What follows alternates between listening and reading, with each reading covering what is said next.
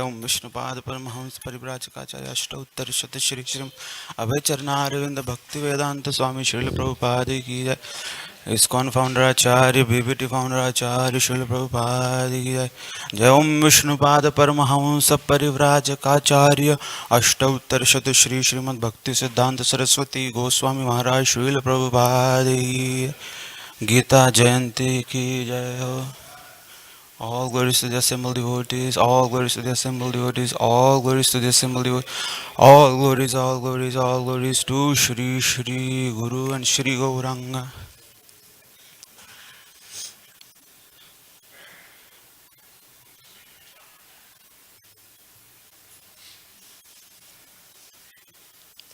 Om Namo Bhagavate Vasudevaya. Om Namo Bhagavate Vasudevaya. Om Namo Bhagavate Vasudevaya. Narayanam Namaskritya Naram Chaiva Narottamam Devim Saraswatim Vyasam Tato Jayam Udiraye Nashtaprayeshu Abhadreshu Nityam Bhagavat Sevaya Bhagavatyuttama Shloke Bhaktir Bhavati Naishthiki Krishnaya Vasudevaya Devaki Nandanaya Cha Nanda Gopa Kumaraya Govindaya Namo Namaha. We are reading from Srimad Bhagavatam, the first canto, entitled Creation, chapter number 12, Birth of Emperor Parikshit, and text number 6. Kim te kamaha sura sparha mukunda manaso dvijaha adijahrur mudam radnyah kshuditasya yathetare kim te kamaha surasparha mukunda manaso dvijaha abhijahrur mudam radnyah kshuditasya yathetare kim te kamaha surasparha mukunda manaso dvijaha abhijahrur mudam radnyah kshuditasya yathetare kim te kamaha surasparha mukunda manaso dvijaha adijahrur mudam radnyah kshuditasya yathetare.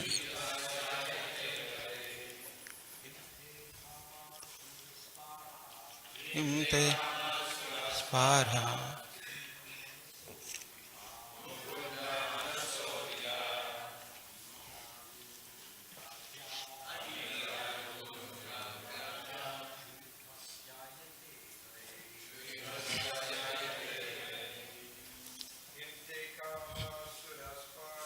Kim te kama spurasparha mukunda manaso dvija adijahrur mudam radnya kshuditasya yathetare.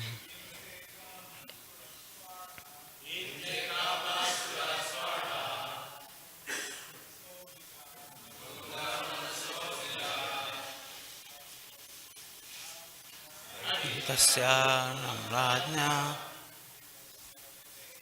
क्षुधितस्य यथेतरे.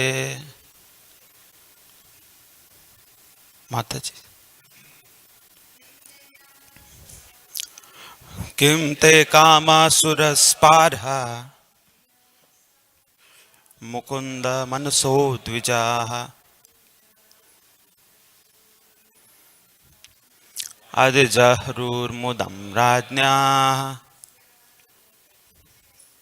क्षुधितस्य यथेतरे. किं ते कामासुरस्पार्हा मुकुन्द मनसो द्विजाः.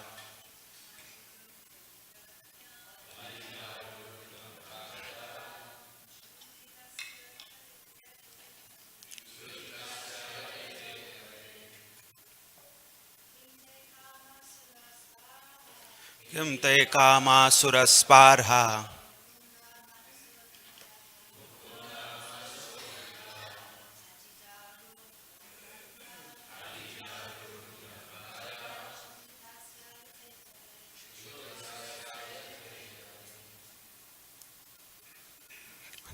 Kim, what for? They, all those, kamaha, objects of sense enjoyment, sura, of the denizens of heaven, sparha, aspirations, mukunda manasaha, of one who is already God conscious, dvijaha, O Brahmanas, adijahrur, could satisfy, mudam, pleasure, rajnyaha, of the king, Kshudhitasya, of the hungry, Yatha, as it is, Itare, in other things. Translation and purport by Jagadguru Srila Prabhupada Ki Jai. The translation: O Brahmanas, the opulence of the king was so enchanting that the denizens of heaven aspired for it. But because he was absorbed in the service of the Lord, nothing could satisfy him except the Lord's service. Srila Prabhupada's purport. There are two things in the world which can satisfy living beings. When one is materially engrossed, he is satisfied only by sense gratification. But when one is liberated from the conditions of the material modes, he is satisfied only by rendering loving service for the satisfaction of the Lord. This means that the living being is constitutionally a servitor and not one who is served. Being illusioned by the conditions of the external energy, one falsely thinks himself to be the served, but actually he is not served. He is servant of the senses like lust, desire, anger, avarice, pride, madness, and intolerance. When one is in his proper senses by attainment of spiritual knowledge, he realizes that he is not the master of the material world, but is only a servant of the senses. At that time he begs for the service of the Lord and thus becomes happy without being illusioned by so-called material happiness. Maharaj Yudhishthir was one of the liberated souls, and therefore for him there was no pleasure in a vast kingdom, good wife, obedient brothers, happy subjects, and prosperous world. These blessings automatically follow for a pure devotee, even though the devotee does not aspire for them. The example set herein is exactly suitable. It is said that one who is hungry is never satisfied by anything other than food. The whole material world is full of hungry living beings. The hunger is not for good food, shelter, or sense gratification. The hunger is for the spiritual atmosphere. Due to ignorance only, they think that the world is dissatisfied because there is not sufficient food, shelter, defense, and objects of sense gratification. This is called illusion. When the living being is hungry for spiritual satisfaction, he is misrepresented by material hunger. But the foolish leaders cannot see that even the people who are most sumptuously materially satisfied are still hungry. And what is their hunger and poverty? This hunger is actually for spiritual food, spiritual shelter, spiritual defense, and spiritual sense gratification. These can be obtained in the association of the Supreme Spirit, Lord Shri Krishna. And therefore, one who has them cannot be attracted by the so called food, shelter, defense, and sense gratification of the material world, even if they are relished by the denizens of the heavenly planets. Therefore, in the Bhagavad Gita 8.16, it is said by the Lord that even in the topmost planet of the universe, namely the Brahmalok, where the duration of life is multiplied by millions of years by earth calculation, one cannot satisfy his hunger. Such hunger can be satisfied only when the living being is situated in immortality, which is attained in the spiritual sky, far, far above the Brahmaloka, in the association of Lord Mukunda, the Lord who awards his devotees the transcendental pleasure of liberation. Srila Prabhupada ki jai. Kim te kama surasparha mukunda manaso dvijaha adija mudam dradnya kshuditasya yathetare. O Brahmanas, the opulence of the king was so enchanting that the denizens of heaven aspired for it. But because he was absorbed in the service of the Lord, nothing could satisfy him except the Lord's service. Om Adhanati Mirandasya Jnananjana Shalakya Chaksh Unmilitam Yena Tasmai Shri Gurave Nama Shri Chaitanya Manobhishtam Sthapitam Yena Bhutale Swayam Rupa Kadamaiham Dadati Swapadantigam Vande Aham Shri Guru Shri Yuttapadakamalam Shri Gurun Vaishnavamscha Shri Rupam Sagrajatam Sahagana Raghunathan Vitam Tam Sajiyo Sadvaitam Savadhutam Parijana Sahitam Krishna Chaitanya Devam Shri Radha Krishna Padan Sahagana Lalita Shri Vishakhan Vitamscha Namao Vishnu Padaya Krishna Preshtaya Bhutale Shrimate Bhakti Vedanta Swami Nitinamine Namaste Saraswati Deve Gauravani Pracharine Nirvishesha Shunyavadi Paschatya Deshatarine Jai Sri Krishna Chaitanya Prabhu Nityananda Shri Advaita Gadadhar Shrivasadi Gaura Bhakta Vrinda Hare Krishna Krishna Krishna Hare Hare Hare Rama Rama Rama Hare Hare. Today is Gita Jayanti, the actual day when Lord Shri Krishna spoke the knowledge of Bhagavad Gita to Arjuna. And it happened in the morning time when, even before the sun was rising. So that around that time the sun rise. So maybe at this time Krishna, maybe on the 18th chapter.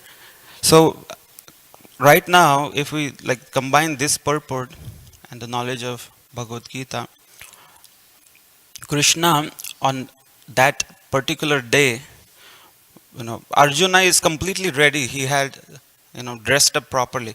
It's not that Arjuna is bewildered on that day. He already knew who is going to be there on the other side of the battlefield. He already knew there is going to be Bhishma or, different warriors. He already expected all cousins. At least all the Kauravas are 100% going to be there. And of course, Ashwatthama and his teacher Dronacharya. So Arjuna was all dressed, ready to fight, and that time he even gives an order to Krishna, who is acting as charioteer, driver for Arjuna. He says, Senayor Ubhayor Madhye Ratham Sthapaya Meyachyuta. So he was completely all confident, but suddenly when he saw that there is Bhishma, whom I love so much, and he is my grandfather, and there is my teacher from whom I have learned how to hold the bow and the arrow. So suddenly everything changed. And then, Siddhanti Mama Gatrani, I'm so, my body is trembling. I cannot fight. So such a sudden change, right? So why Krishna had to create such a atmosphere for speaking the knowledge of Bhagavad Gita? Why Krishna has to choose Arjuna for delivering Bhagavad Gita? He could have chosen somebody who is completely renounced, who is a sannyasi. He is already like, he could have chosen somebody like that. How Krishna is choosing rather a householder and whose duty is to fight? So, many people get bewildered. And why the battlefield has been chosen for such a transcendental knowledge? Battlefield is usually where people go and fight and they die. And spiritual subject matter is mostly spoken on a, some very calm, quiet place on the bank of the Ganges, on the bank of the Yamuna, Saraswati. But why Krishna chose such a, completely um, shocking situation? So it is said that Krishna is actually speaking to all the living entities of all the times to come through Arjuna. Because Arjuna actually doesn't need the knowledge of Bhagavad Gita in one sense. Prabhupada also mentions that Krishna's Yoga Maya actually illusioned Arjuna for time being.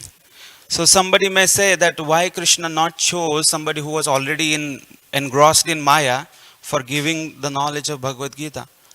The problem is he may give Bhagavad Gita, but he may still remain in illusion. It's like sometimes there is a drama, and in the drama there should be a scene that there is an unconscious person and the doctor operates and he becomes conscious. Somebody may say, why someone has to act of being unconscious? Why not to bring somebody who is already unconscious from the hospital nearby?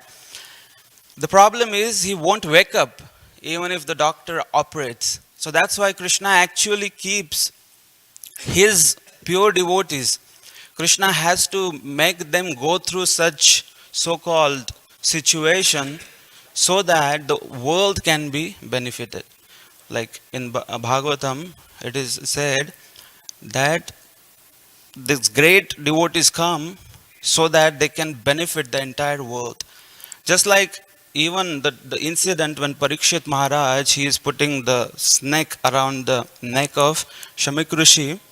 It is bewildering how Parikshit Maharaj, in the purport Srila Prabhupada, he mentions that pure devotees are beyond bodily, hunger or thirst. And pure devotees are completely free from anger, lust, all these vices. Then how come Parikshit Maharaj did such an act of, putting the snake around the neck of a Brahmana? Srila Prabhupada mentions it is not possible for Parikshit to do this. It is not possible because Parikshit Maharaj is beyond bodily concept of life. And then Prabhupada mentions many times, it's not possible for Parikshit to do this. But at the end he mentions, still it has happened. That means it has to be the Lord's desire. It has to be Krishna's own desire. So the same way we see that Arjuna has been illusioned. And Krishna chose a grihastha, a householder, because majority of the population is householder. And spirituality is not only the subject matter of the renunciates.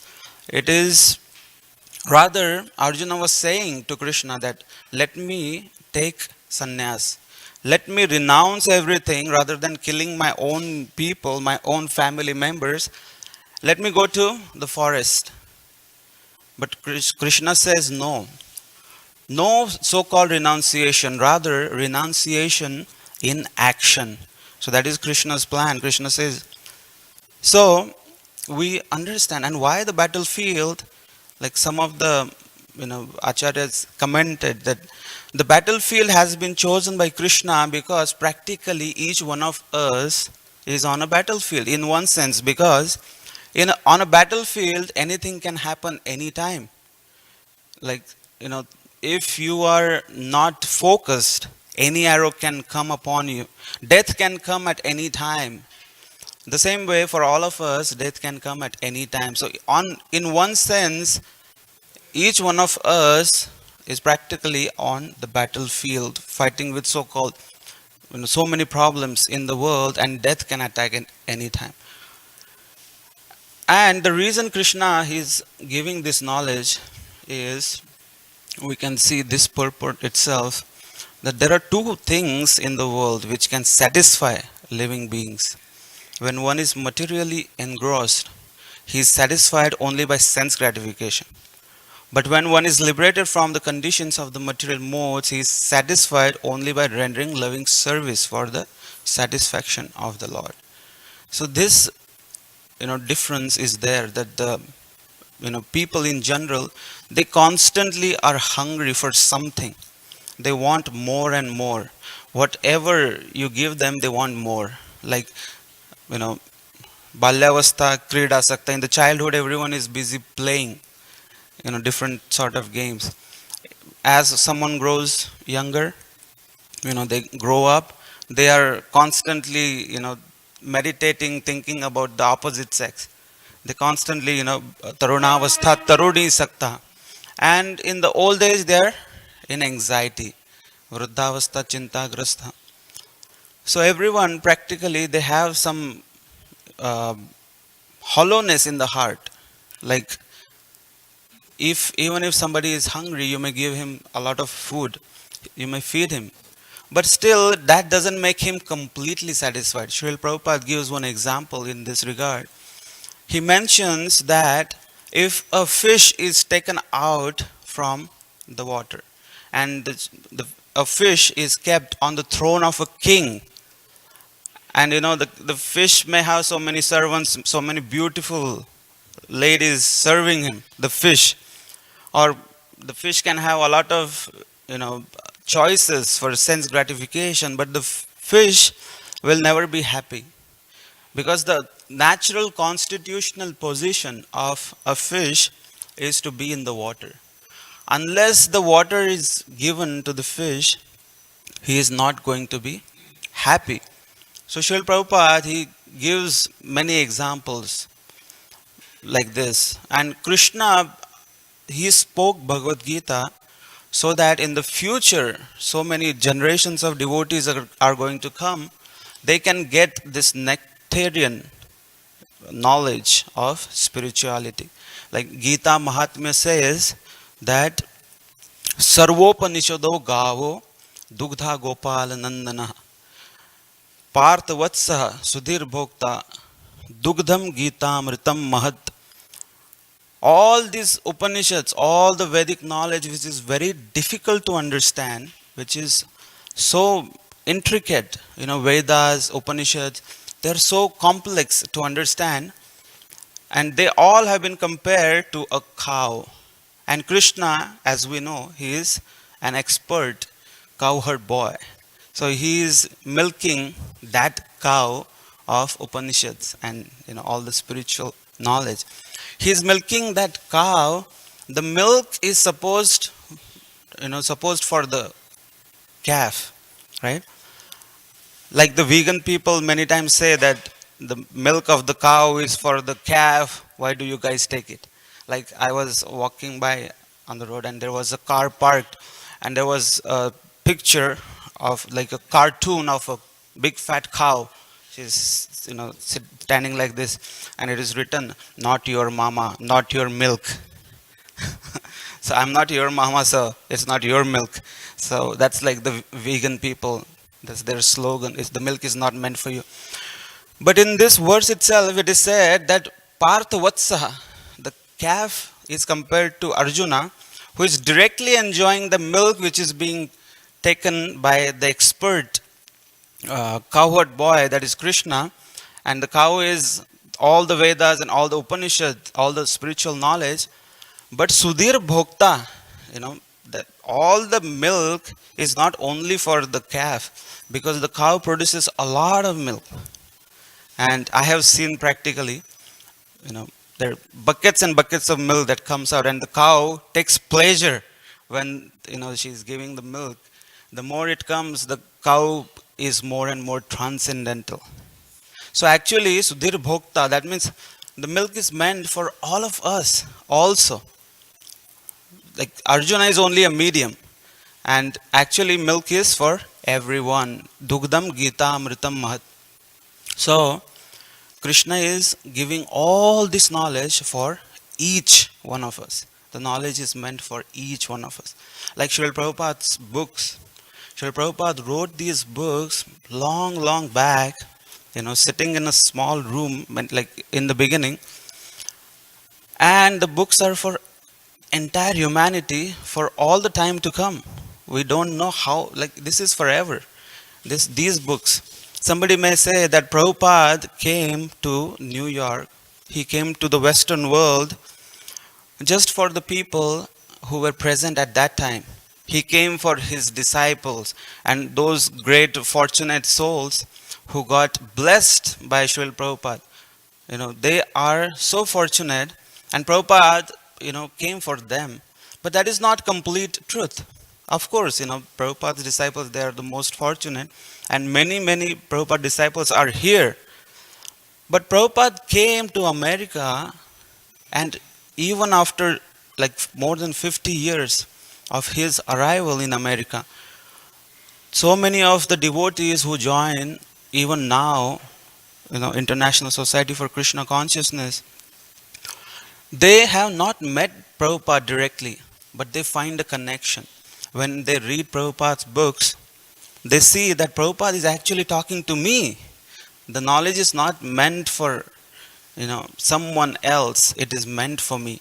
So that's why we should understand that each purport that Prabhupada has written and all the difficulties that Prabhupada went through that time, it is also for all of us, and not just all of us, it is also for so many generations in the future.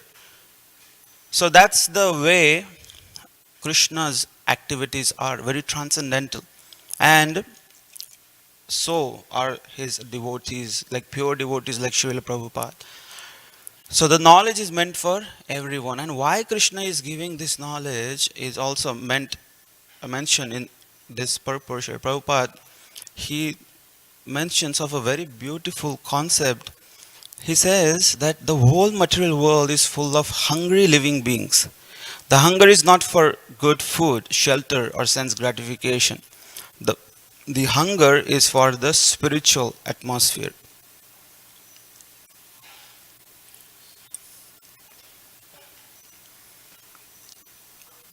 Yesterday, when I read the purport, then when I read this line, that made so much sense to me.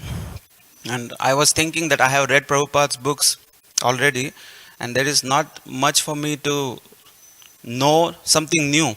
But when I read this particular sentence, it really struck me yesterday.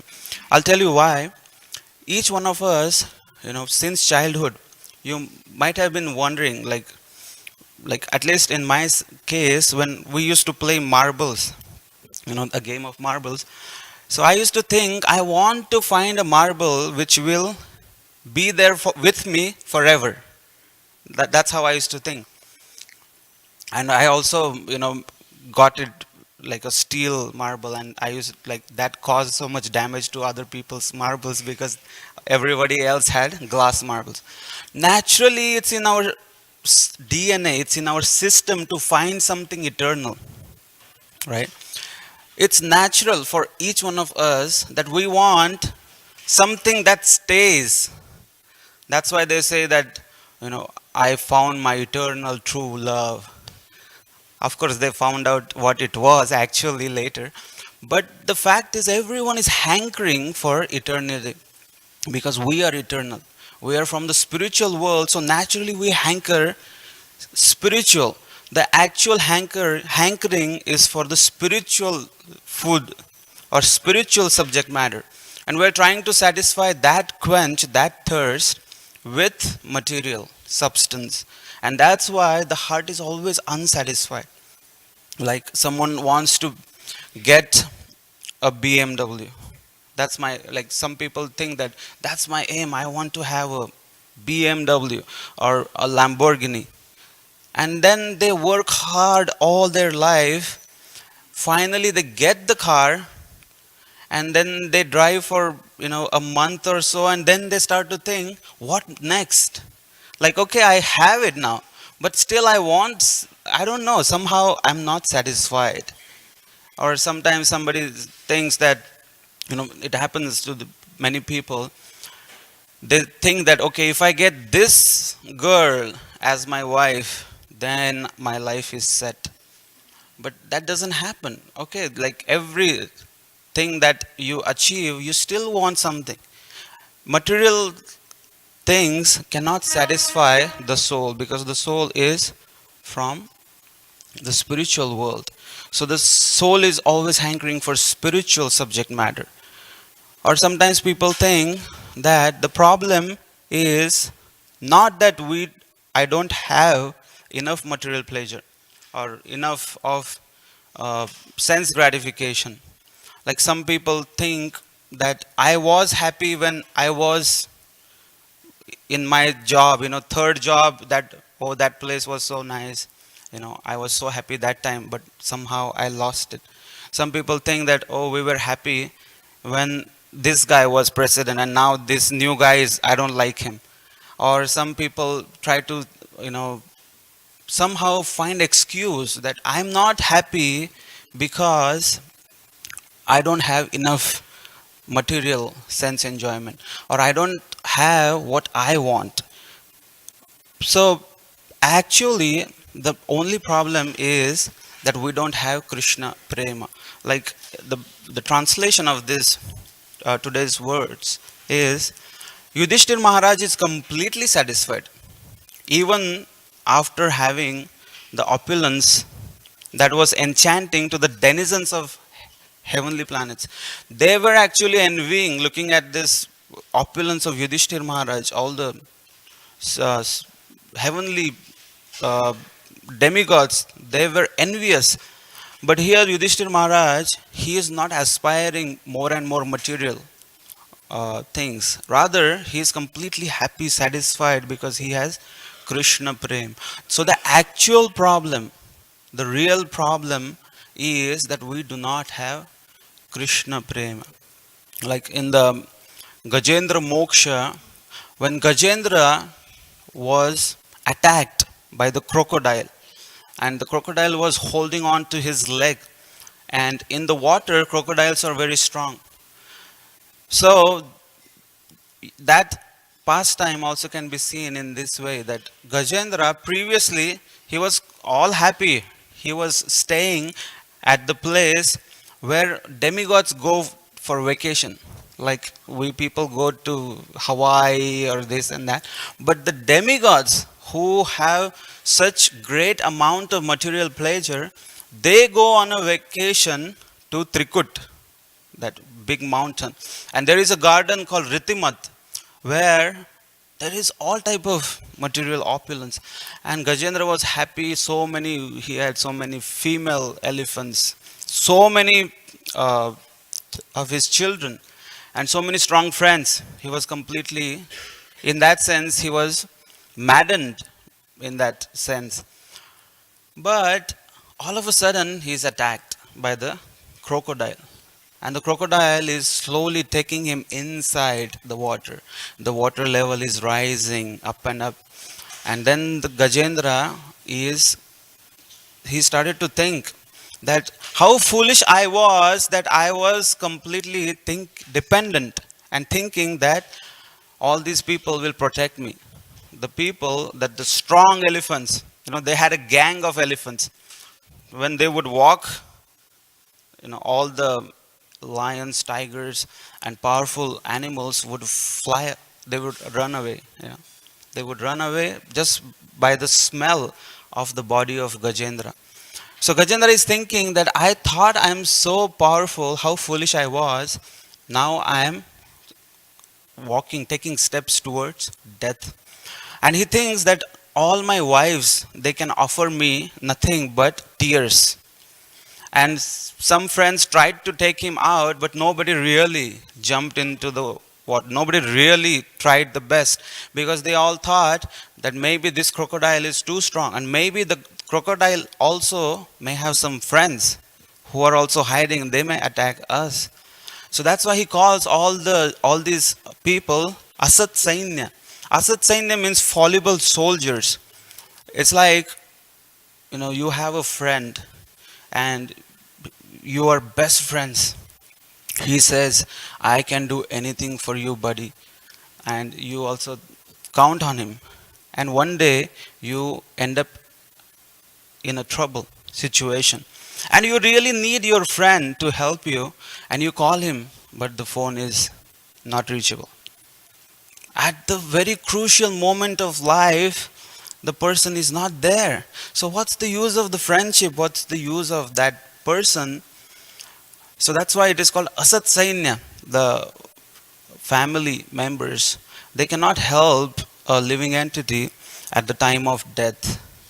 It is said that when someone passes away, the wife can accompany only up to the door. All the friends, all the children, they can only accompany you up to the crematorium where the body will be burnt. And somehow we ignore the very person who is going to be with us forever and ever, and who has been with us, all throughout.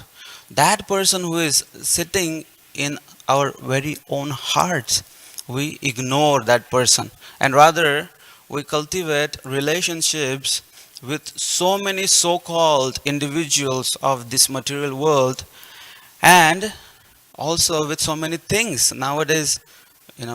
Having relationship with a person is also getting rare. People have relationships with things, my phone, my iPad. So we must understand that the real problem is that we do not have the spiritual subject matter. The Krishna Prem is lacking. So that's why when Gajendra was being pulled, he started to remember his past life. Because Krishna is very, very, very merciful. In his past life, Gajendra was Indradyumna.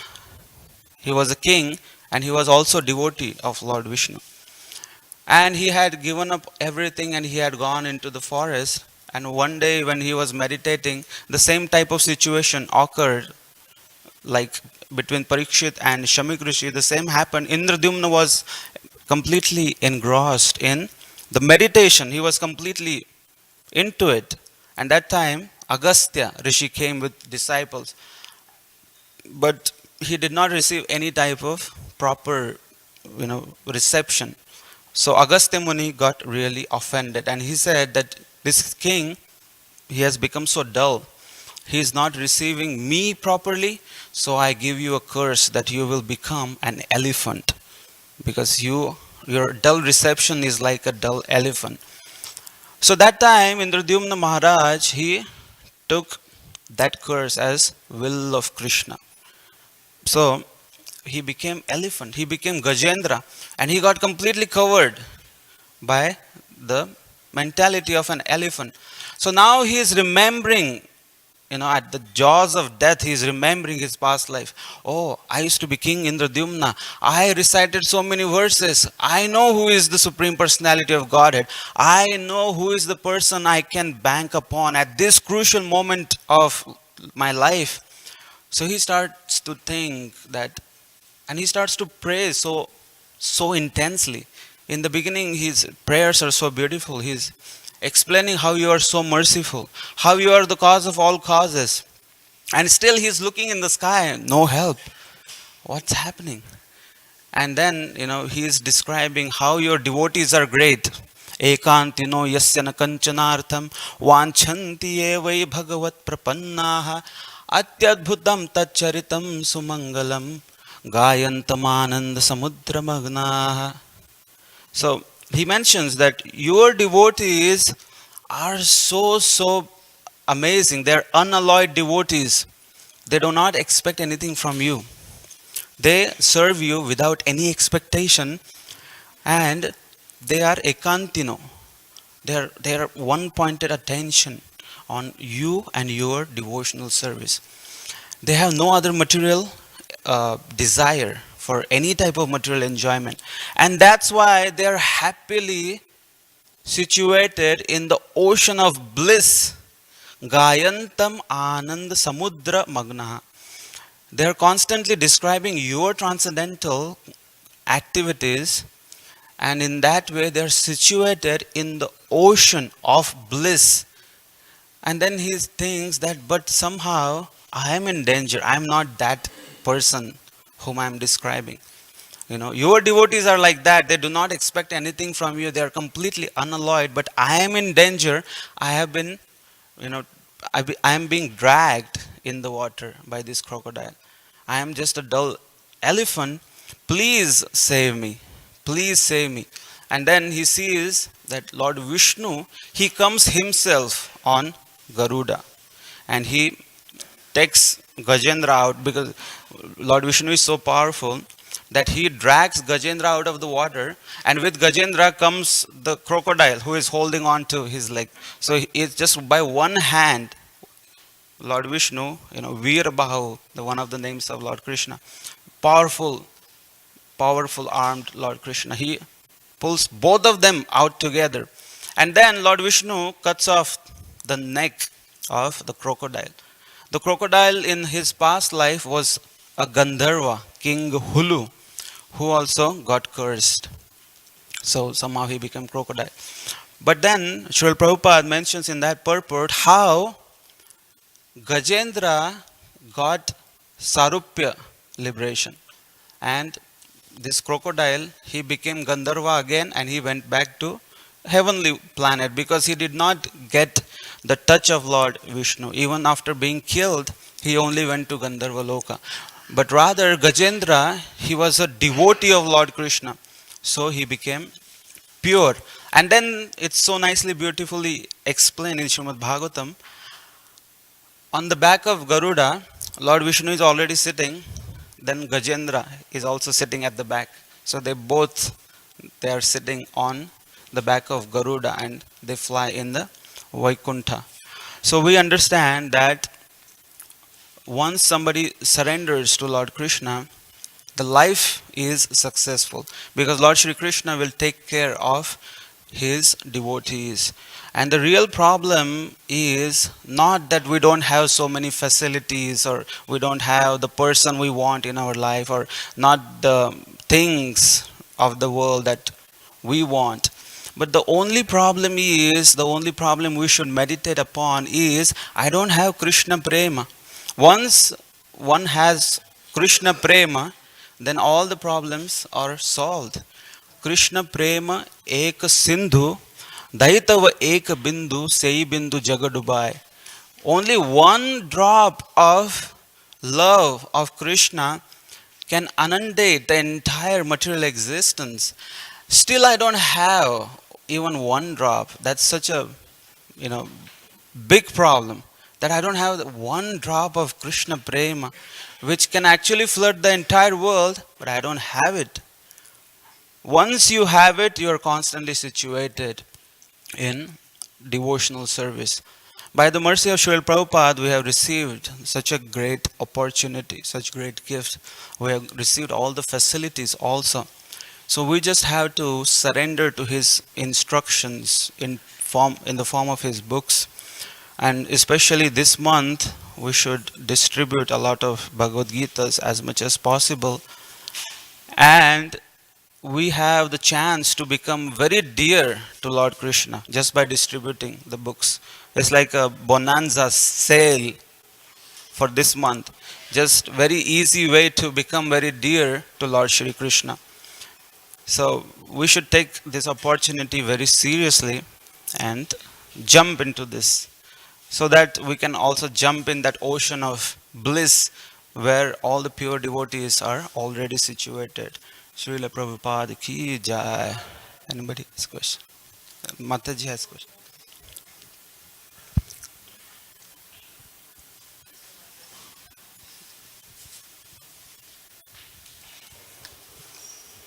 Hare Krishna. I just wanted to say a few things about Srila Prabhupada's Bhagavad Gita, the story about how it was printed. And when the devotees were mailing out orders for the Happening album in the 26 Avenue Street in New York, they got one order from someone who was in the Macmillan Publishing Company. And so Srila Prabhupada told Brahmananda to go and deliver the record in person to this order. So Brahmananda went. Oh, and Prabhupada told him, tell him that you are the disciple of a guru and he has Bhagavad Gita. So Brahmananda went to the publishing company to deliver the album, and the guy was a clerk. He was just in the mailing department. And so Brahmananda kind of made small talk with him and, said, I have a Bhagavad Gita. And he says, well, I'm not really in the publishing department.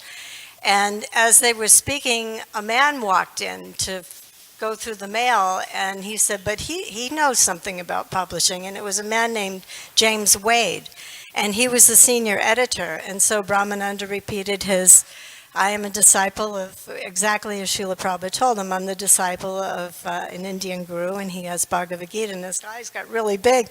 And he said, we've just finished rounding out our spiritual section of book publishings, but we're missing Bhagavad Gita.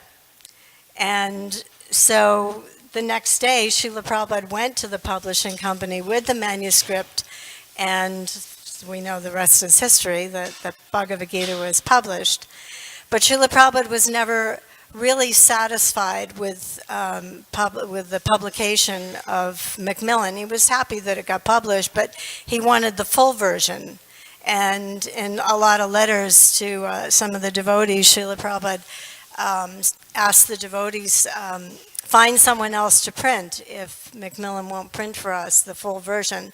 So it wasn't until like the fifth printing that finally they agreed to print the full version of the Bhagavad Gita. And Srila Prabhupada, all throughout the printing of the Bhagavad Gita, he gave instructions to the artists about the pictures, what pictures were supposed to be there. And Jadharani had sent him one picture that he was very satisfied with. And then he suggested some other ones, and this is a letter to Satsvarup in 1970. This is before the publishing. That he sent a letter to Jadharani, and he said an interesting thing. He said, when Krishna is delivering the Bhagavad Gita, all the pictures of him in that situation, he should be dressed the same, because it only happened like within an hour or two. So the dress should all be consistent. And I thought that's very clever. I really wouldn't have thought of that. Maybe he went for a costume change or something. But he says all the Krishna's dress should all be the same, and he gave the ideas of Duryodhana, Dronacharya talking in the tent. We all know that picture before the battle. The Rath showing, between the two armies. Arjun morose and like throwing down his weapons and doesn't want to fight. A man pictured dead and also one living, and the wise mourn neither for the dead or the living at the bottom. The Prabhupada wanted a picture of an individual from baby to boyhood to youthhood, which is our diorama that we have. The figure of the soul in different stages. And Krishna instructing the sun god Vivaswan and Manu, his son. And Prabhupada says, I'll send you more ideas later about this. But that's just a little bit of history for... this is a very important, Srila Prabhupada's was Magnus Opus, the supreme, this is like the biggest thing that Srila Prabhupada, his dream. And Satyaraj writes in his book, The Miracle on the about the publishing. He says, Prabhupada's Gita went on to become one of the most important editions of the modern world, often outselling both popular and scholarly translations, claiming millions of readers in some 55 languages. Srila Prabhupada's Gita is a phenomena. It can be found in homes, bookstores, research libraries, academia institutions around the world. And as we know, it's used as a textbook in many colleges. Srila Prabhupada's Bhagavad Gita ki jai. Jai. Mantra Srimad Bhagavatam ki jai. Srila Prabhupada ki jai.